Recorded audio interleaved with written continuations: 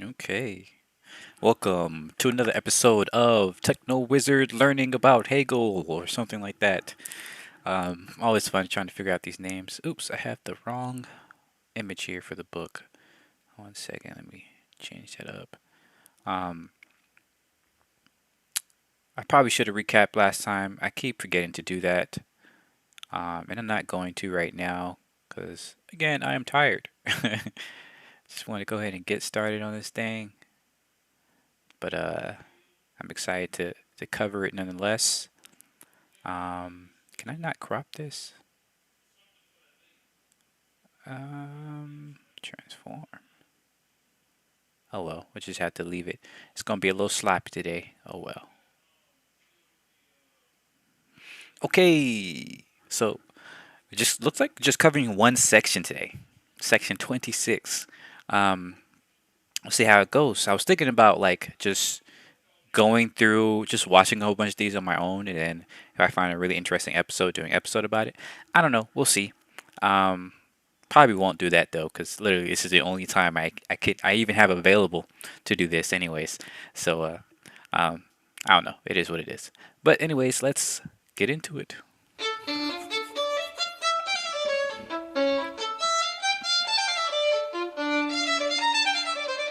This music always be banging. Pure self-recognition and absolute otherness, this ether as such, is the ground and soil of science or knowledge in general. The beginning of philosophy presupposes or requires that consciousness should dwell in this element, but this element itself achieves its own perfection and transparency only through the movement of its becoming. Mm. It is pure spirituality as the universal that has the form of simple immediacy. This simple being in its existential form is the soil of science. It is thinking which has its being in spirit alone. Mm. So a lot of good stuff starting with. Let's do this little dance. Get my brain moving on this. Pure self-recognition and absolute otherness. This ether as such is the ground and soil of science or knowledge. I really like that. Self-recognition as the soil of science, of knowledge. The beginning of philosophy presupposes or requires that consciousness should dwell in this element, the element of, I guess, groundedness, of ground, of soil, of self-recognition and otherness and things like that. And I definitely can see that because right now I just really like that idea of being able to understand an object or a concept, right? Any concept, by asking what it's not, right? By the negation of it. It's such a simple idea, but it's really cool. And then achieve its own perfection and transparently only through the movement of its becoming. I really like that. You know, um, like we can see how beautiful an idea is by understanding what it is, right? By the movement of its becoming, by kind of conceptualizing in our minds what we even mean by any type of concept. Um, so yeah, that's quite beautiful right there. It is pure spirituality as a universal that has a form of simple immediacy. This simple this simple being in its existential form and the soil of science. It is thinking which has its being in spirit alone. Yeah, good stuff. Good stuff. Hegel be In its spitting. existential form is the soil of science. It is thinking which has its being in spirit alone. Because this element, this immediacy of spirit, is the very substance of spirit, it is the transfigured essence, reflection which is itself simple and which is for itself immediacy as such, being that is reflected into itself. Mm, Science, on its part, requires that self consciousness should have raised itself into this ether in order to be able to live, and actually to live, with science and in science. Conversely, the individual has the right to demand that science should at least provide him with a ladder to this standpoint, should show him this standpoint within himself. His right is based on his absolute independence, which he is conscious of possessing in every phase of his knowledge. For in each one, whether recognized by science or not, and whatever the content may be, the individual is the absolute mm. form. That is, he is the immediate certainty of himself, and if this expression be preferred, he is therefore unconditioned being. I really like that. His right is based on his absolute independence, which he is conscious of possessing at every phase of his knowledge. For in each one, whether recognized by science or not, and whatever the content may be, the individual is the absolute form. He is the immediate certainty of himself. If this expression be preferred, he is therefore unconditional unconditioned being, right? I guess that's kind of. I'm not sure if he's. I doubt he's saying this. Like of how I'm thinking. Like what came to mind with this is like the whole "I think therefore I am" Descartes. Um, but I'm not familiar with any Descartes like philosophy beyond that like that little quote. So I doubt, or I don't really know that he's talking about it from that aspect. But to me, this idea of like having a self evidence is just really cool. Said this earlier part here. Conversely, the part before it, yeah, science on its part requires that self consciousness should have raised itself into this ether in order to be able to live, and actually to live with science and in science. Mm. Science in part requires self consciousness to have raised itself to this ether. I guess the ether, what you said earlier, right? Of self becoming and things like that. And then conversely, the individual has the right to demand that science should at least provide him with a ladder to this standpoint, should show him this standpoint within himself. Oh man, that's a quote right there. That's a caption. Like we as individuals, we as people, right? This is the demands of science, right? The demands of philosophy. Because remember, this is this whole point. Is like taking philosophy as a science with the same amount of rigor, and therefore it should be able to describe for us and explain for us, and you know, educate us. Uh, Educate us, goodness, on the system of whatever we are thinking about. We should be able to demand that from it, like these real explanations. This is why it's so important for philosophy to be practical, to be explainable, rather than just some esoteric, stuff. Even though this is thick language, but you know that was just how people talked back then. At least academics talked back then, because they were the only ones that were even able to read, much less write this. I don't think they ever thought about, writing for a general audience. But nonetheless, yeah, I like this idea. This is phenomenal stuff right here. Yeah, I couldn't get to that, which I just talked about. The situation in which consciousness knows itself to be at home is, for science, one marked by the absence of spirit. Mm, Conversely, the element of science is for consciousness a remote beyond in which it no longer possesses it. itself. Goodness. Situation in which consciousness knows itself to be at home is for science one marked by the absence of spirit. Right? Like, can you describe the spiritual? Again, I might be off the mark here, but to me, this is resonates personally with me because I've been on my own journey of like spiritualism versus science. Not necessarily at odds, but more so. I described it like a year ago. My one of my podcasts. It's like a dance, right? Where spirituality and science is kind of dancing back and forth.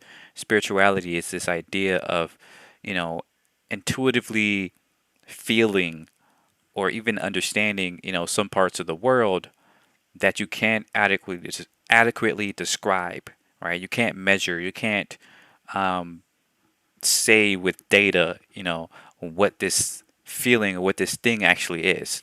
Might be luck. It might be this feeling that a belief in something bigger than yourself. It might be, this certainty of the future or something like that, right? Um, Whereas science, of course, is the explainable, is things that you can measure, is things that you can build a comprehensive system on. And we like to think that that these things are at odds, but in reality, the more we know, the more we don't know. Right? The more there was a really cool graphic about it where it was showing like the literally if you put knowledge as like a circle, right? The more you know, the more the circle grows. The bigger the circumference of your ignorance of your knowledge. Um, so therefore, the more you know, literally, the bigger your circumference of ignorance is. The more that you realize that there's things that you don't know, right? Um, and I think that's why there's always this dance between science and spirituality, because there's always going to be things that we're trying to understand that we can feel is something there, but we just can't explain it yet, right? And again, this is why I know I'm probably off the mark because when they talk about spirit, I think he talks about it from the perspective of, of of religion, of God in a way. And because in 1800s, it was still a huge shift away from a, default religious standpoint to a more scientific standpoint. It was still a huge thing, but I don't know. Again, I might be wrong. Itself. Each of these two aspects of self-conscious spirit appears to the other as the inversion of truth. Mm. When natural consciousness entrusts itself straight away to science, it makes an attempt induced by it knows not what to walk on its head too, just this once. The compulsion to assume this unwanted posture and to go about in it is a violence it is expected to do to itself, all unprepared and seemingly without necessity. Yeah, see, people see this as enemies. It's like we're only in 2 minutes in, so let me stop talking. Let science be in its own self what it may, relatively to immediate self-consciousness. It presents itself in an inverted posture, or because this self-consciousness has the principle of its actual existence in the certainty of Mm, itself, science appears to it not to be actual, since self-consciousness exists on its own account outside of science. Science must mm. therefore unite this element of self-certainty with itself, or rather show that and how this element belongs to it. So long as science lacks this actual dimension, it is only the content as the in itself, the purpose that is as yet still something inward, not yet spirit, Mm. but only spiritual substance. This in itself has to express itself outwardly and become for itself. And this means simply that it has to posit self-consciousness as one with itself. Goodness, I know I said I was gonna stop talking, but like that was a great passage right there, right? Because that's very much what we're kind of seeing today. Like, can science explain consciousness? Right? Even to this day, 200 years after he wrote this, we're still over here. We can't really explain a lot of consciousness with science. You've heard, of course, the hard body problem, the hard problem of consciousness. Um, people, some people don't like that phrase, but either way, it's the idea that there's so many aspects of our minds, of how our minds work, of our feelings and things like that, that make it extremely difficult to describe and to figure out the mechanics of how all these things arise, to the point in which if we can't describe this fundamental aspect of our lives, of consciousness, right? This is a fundamental aspect of human life. Like, we wouldn't even be able to do this, communicate back and forth and build these technologies if we didn't have this consciousness, most likely. But our science can't explain it, right? Not completely, not even adequately.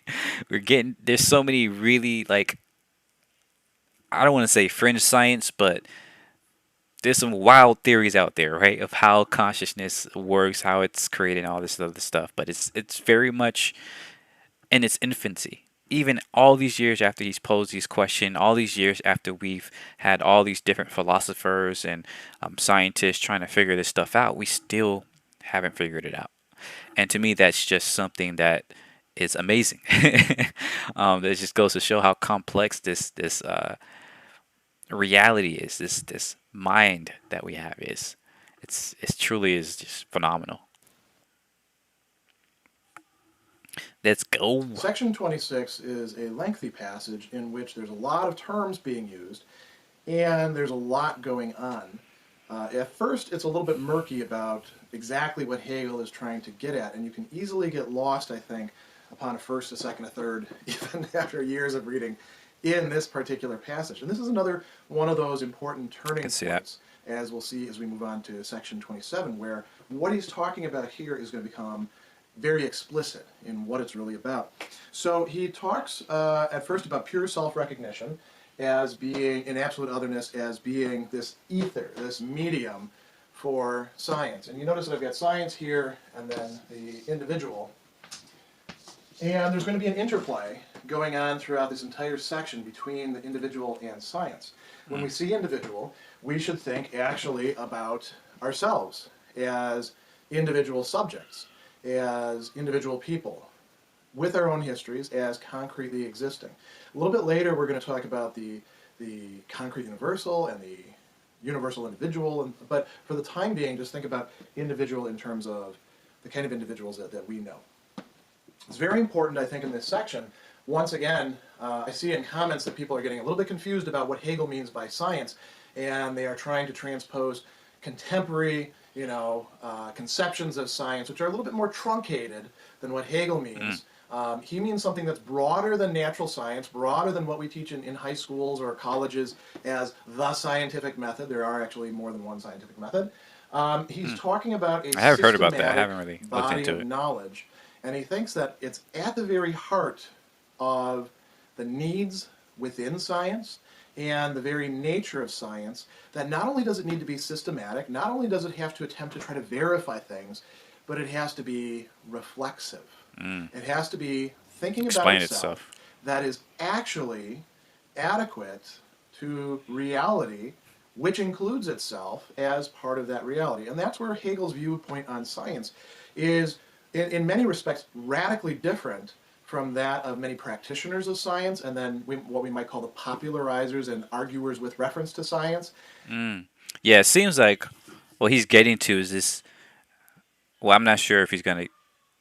Well, what comes to mind for me is this idea of like a holistic versus a reducible, kind of idea of the world of science, in which today a lot of our science is kind of well, it's kind of changing now, but definitely up to this point, we had a mechanistic view, right? A kind of um, reductive view of the world where we can try to explain the world through one lens of science.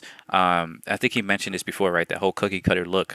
But that's unfortunately what a lot of folks has been trying to do over the last few decades, even a few hundred years. Just like looking at, oh, we can explain the whole world through physics. We can explain the whole world through chemistry or biology, whatever, right?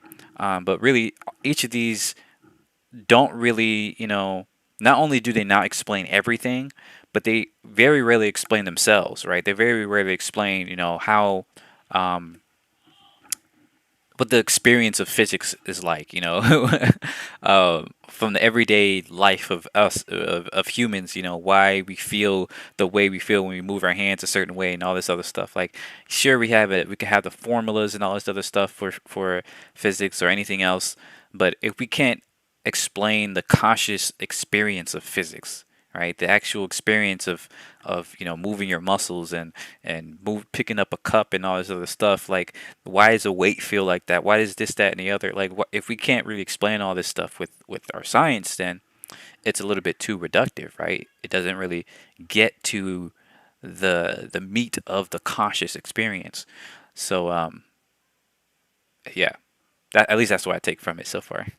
And indeed, modern science's apologists, because quite often, although science is extremely good at some things, science, again, now in the modern non-Hegelian sense, it tends to be a little bit blind to what it's about, blind to its own limits, blind to what would be required in order for it to actually address those limits.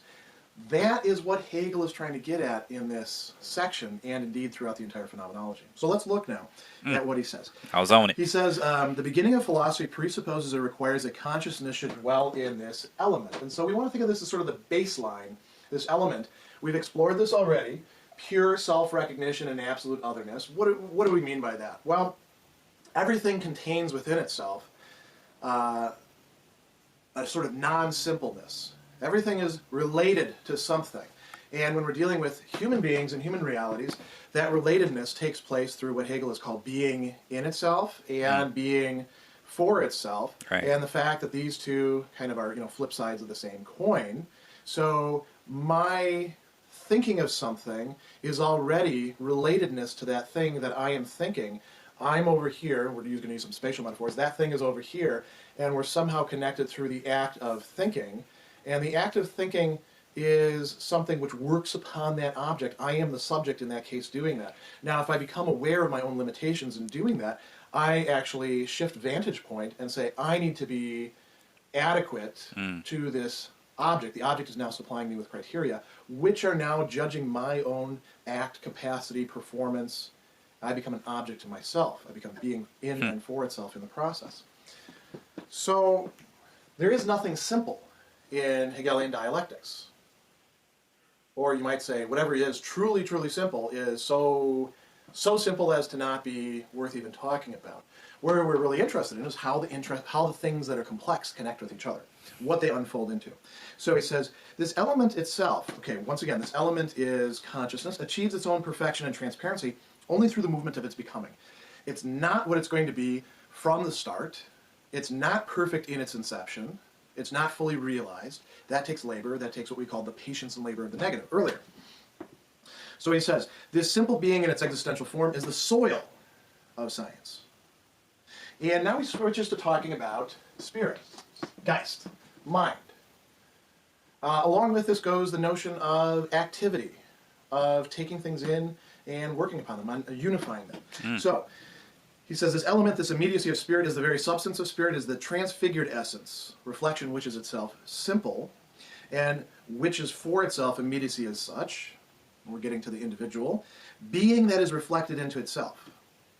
So we're starting to move towards this, I don't want to say category, but this pole of the antithesis that's going to be taking place.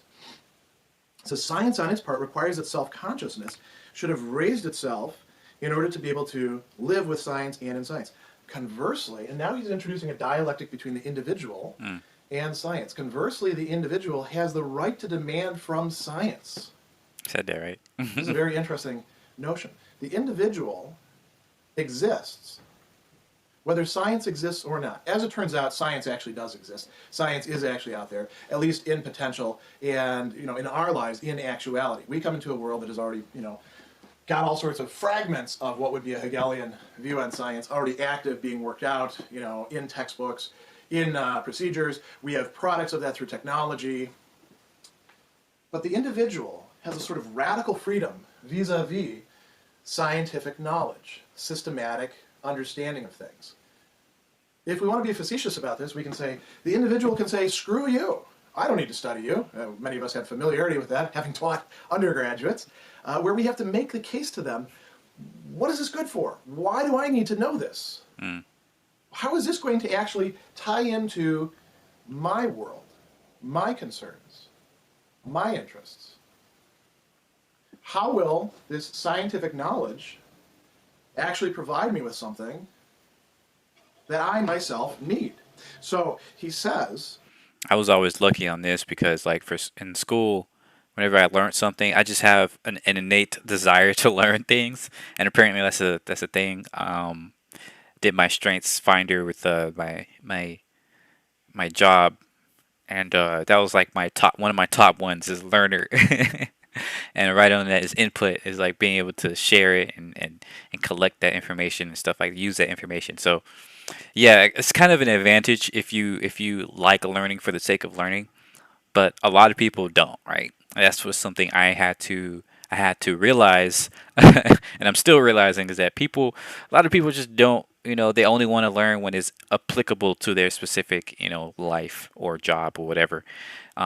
So we'll see what he says about this. science requires that self-consciousness should have raised itself, and the individual has the right to demand that science should at least provide him with the ladder to that standpoint. Science needs to show the individual how to get its way back to science. That means that science has to provide the individual with some sort of conception of what is over here, what is exceeding the intellectual standpoint or even the practical standpoint that the individual is already engaged in with the environing world, with other people.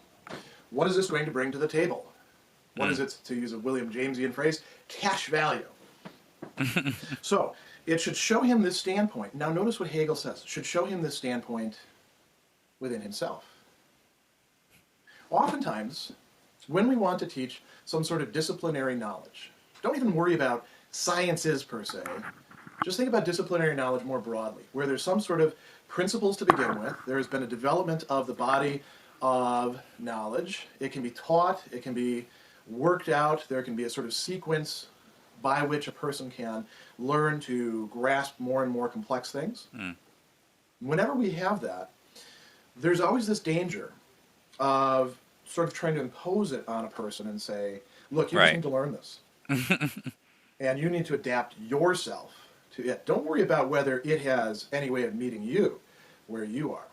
Now, we can go way too. Yeah, that's the unfortunate part, right? It's like in school, that's how you know the difference between like a good teacher and a bad teacher, or at least a passionate or one who hasn't been like drained to all hell. Is like a good teacher, one that still has the patience and everything like that, can show you how anything that you're learning is applicable to your life, is useful, is valuable, right? Has some the cash value. They can show you that, and for folks who don't like learning for the sake of learning, that's extremely important to do. Um, but too often, what we have in our education system is just like, oh, just learn it because it's gonna be on the test or because you have to, right? And that defeats the purpose. Um, that makes it harder for them to actually appreciate learning, right? To appreciate the knowledge. Um, and that look what we have today with all that, right? So it's definitely important to say, yeah, you should demand that, and here's why. Here's what it's giving you. Here's what you can get from it. Far Yeah. with this and swing to the other extreme and totally instrumentalize disciplinary knowledge and say, well, unless it really appeals to you, little so and so, it's no good. Hmm. And in fact, it's interesting to see the discussions that have taken place recently in terms of the American Common Core and mathematics and how mathematics ought to be taught. There is actually something to be said for telling kids, hey, do the problems, learn the stuff, and then we'll talk about applications. Hmm. And there's been this swinging to the other extreme of, well, we got to start with applications because that's going to get them interested and it'll situate them. And Hegel would actually say, you need both sides. Too much of one is bad, too much of the other is bad. There needs to be an interplay, dynamic interplay between them. Hmm. So science ought to supply that to the individual. And here's where Hegel begins to introduce, you notice I've got this term antithesis thrown all over the place here. Um, the individual is the immediate certainty of himself. That means that we actually know that we exist. We, like it or not, can't get away from ourselves, not for long at least. And we're aware that we're engaged with things. We're aware that we have a history. We're aware that we face concrete problems. So we have immediate certainty of ourselves. And we are therefore, Hegel says, if you like this way of saying it, unconditioned being. For each one of ourselves, we kind of feel unnaturally, because this is the nature of consciousness, like we are at the center of things and everything exists in relation to us. It is for us, whereas we are, to a certain degree, unconditioned Hmm. in ourselves. Now, we can lose sight of that very quickly. Just go to work, and you suddenly realize you're not the center of the universe because Yep. you have to, punch a clock or put up with people's What's BS. your And, value? then you don't have immediate certainty of yourself at that moment. But it restores. You get off of work, get home. Our homes are where we turn these into places that are supposed to be reflections of our importance, our centrality.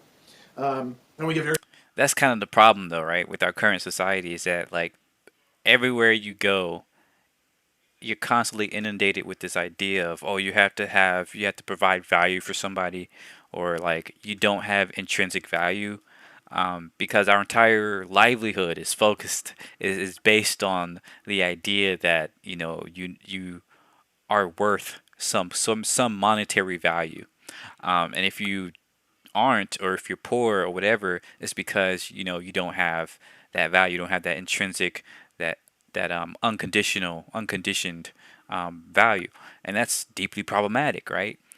Because having consciousness is unconditioned. Like you don't, the fact that you have consciousness is enough value, is enough conditional. It's that the fact that you can think, therefore you are. The fact that you can, engage in the conscious reality is all the conditions that you need to embrace that value.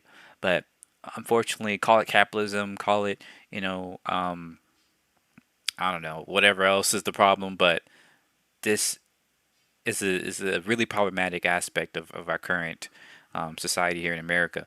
And I think that's a huge reason as to why people jump into these, radicalized spaces, or, don't connect with people, or are misanthropic and stuff like that, because they don't see like the intrinsic value of human beings, of our own lives as individuals, your own life, or that of others, right? The empathy is really hard to for people to see, for people to value, and that's oof.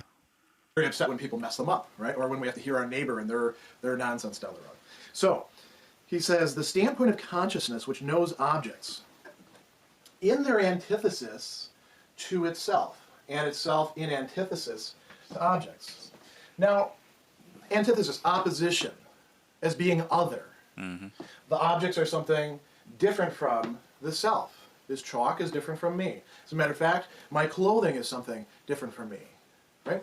Antithesis, try not to get yourself caught up in the thesis, antithesis, synthesis. Everyone wants to make Hegel into a constant triangle, because that would actually be out of place here.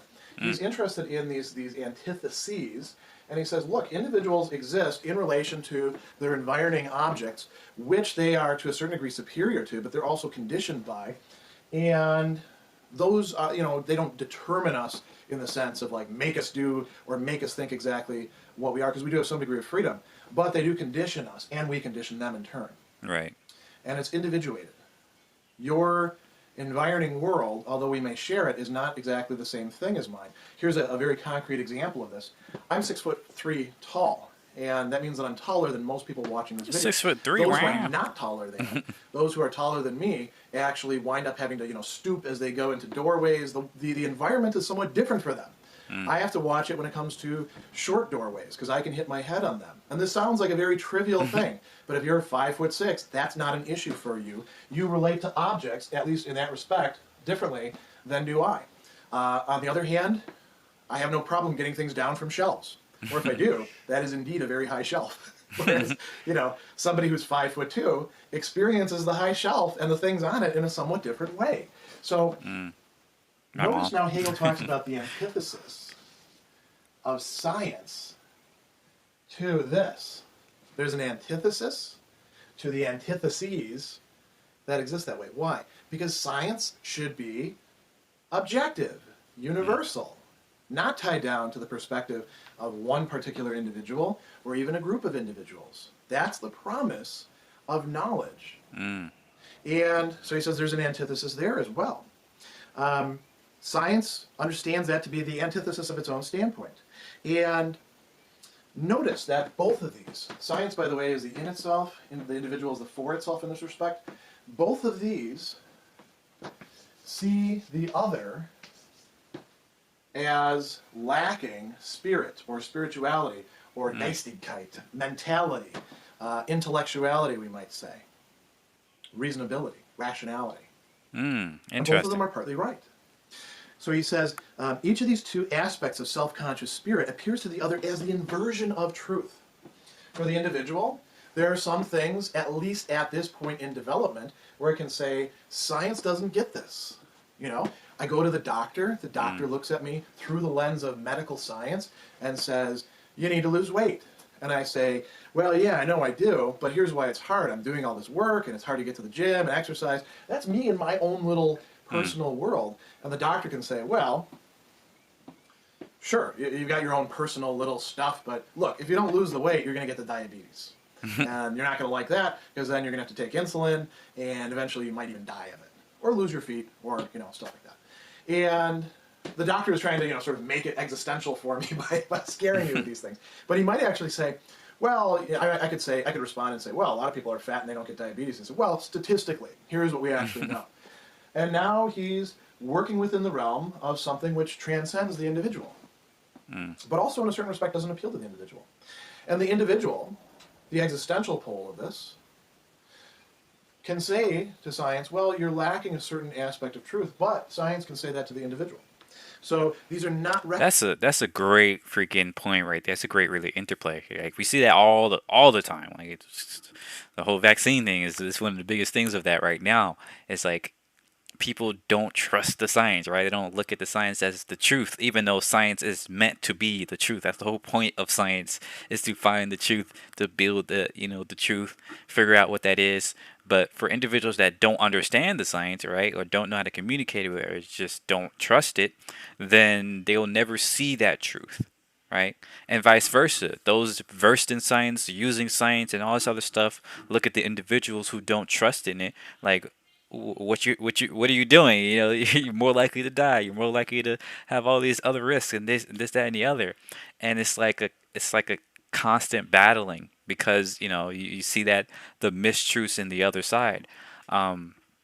So yeah, it's so again, it's so crazy how relevant this is to this day, 200 years after he wrote this thing. Goodness. Reconciled yet. The antithesis is still there.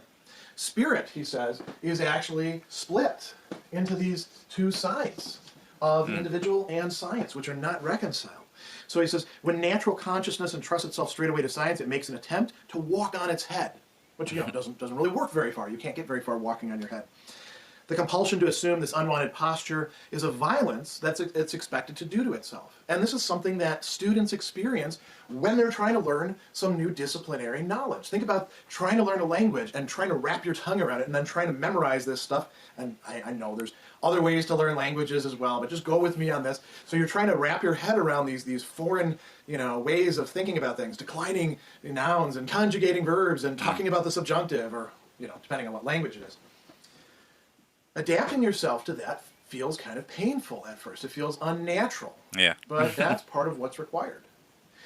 On the other hand, if disciplinary knowledge is to really be what it wants to be, it has to take into account the individual. Hmm. It has to become more flexible than it is. This is, again, why Hegelian science would be something quite different than what we often term science.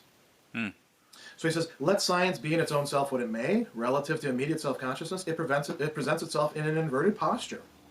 Or because its self-consciousness has the principle of its actual existence in the certainty of itself, science appears to it not to be actual. And again, a right. common thing. You've got your book learning, but I've got actual experience. Because science doesn't experience, individuals experience. Science can only be derived and developed through actually having individual The people who become experience. scientists. So this leads us to where we really want to go. We have that moment of clash and unfamiliarity. So he says, science must therefore unite this element of self-certainty with itself, or rather show that and how this element belongs to it. Implicitly, it's already there. So long as science lacks this actual dimension, it is only the content as the in itself. It is the objective, but that's it. Mm, It may have predictive power, it may be able to classify things, but it's not consciousness yet until it's mm. appropriated by individual consciousness. So he says this in itself has to express itself outwardly and become for itself. This means simply it has to posit self-consciousness as one with itself. So now we want to think about how that's actually going to happen. Yes. Oh gosh. I was in it. Goodness. I feel like watching the next one, man. That's but no, I'm tired still. Yeah, that's definitely next week. Tune in next week if you want to, want to see that part. It's getting crazy here because I definitely agree with that and see the massive amount of importance in something like that. And then I'm wondering like why don't we have Hegelian science? Where did he go wrong? Like, you know, this seems incredibly important and applicable and like a better way to view science, better way to use science, more demanding of it and things like that. Like it's pretty cool stuff. So super interested once again in this series. This is pretty awesome to read. But that's it for tonight. As always, thank you for watching, uh, listening, or whatever. And let me know your thoughts. Let me know what you got from this so far. And